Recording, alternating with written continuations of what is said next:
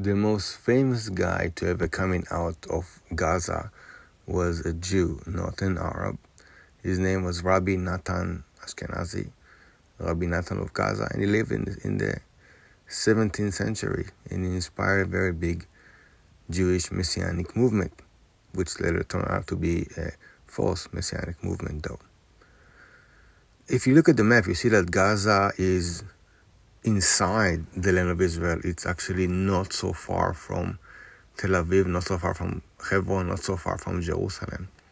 It's not like it's two separate lands. It's actually in the same land. Jews were living in Gaza for centuries.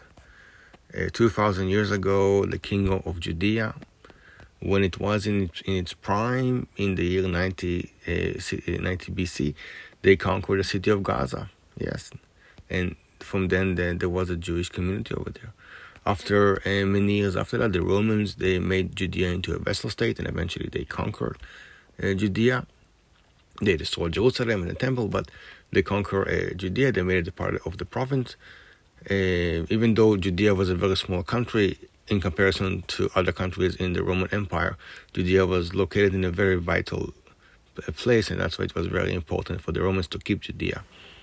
And there was a Jewish community in Gaza. You can see that the synagogue over there, what we can find from the synagogue over there, you see the murals, very nice murals of animals, and you see a depiction of King David. You see it says in Hebrew, David. In the Arab period, that started from the year 634 to the year 1099, the Jews kept on living in the city until the end of the period when the destruction, the wars between the Arabs, they made them leave. Then the Crusader came, but when the Mamluks conquered the land from the Crusaders in the year 1267, they destroyed all the port cities in the land, but they kept Gaza. And this is why during the Mamluk period, there was a very big Jewish community in Gaza. And when the Ottoman conquered the land in the year 1517, there was also a big Jewish community in Jerusalem, in Safed, but also in Gaza. In the end of the 16th century, because of Muslim oppression, many Jews, they ran away and lived in Gaza and not in Jerusalem, in Safed. And there were like many famous Jews over there. For example, Rabbi Israel Najjar, very famous, wrote a lot of hymns and poems. And then in the 17th century, you have this Rabbi Natan Ashkenazi, which proclaimed this other guy, Shabtai Tzvi, to be the Messiah.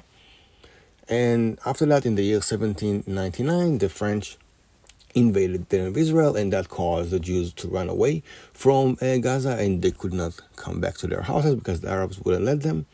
And then when the Egyptians conquered the land in the year 1832 to the year 1840, they destroyed the synagogue over there.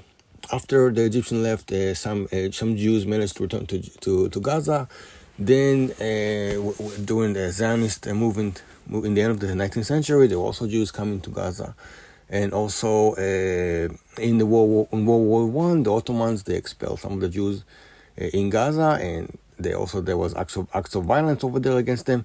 In 1920, when the British Monarch of Palestine started, the Jews returned to live in Gaza. In the year 1945, there were 80 Jews living in the city. But when the War of Independence started in 1947, the Jews had to run away from the city, and from then until 1967, the city Gaza and the area was under the Egyptian control until 1967, when Israel conquered Gaza again.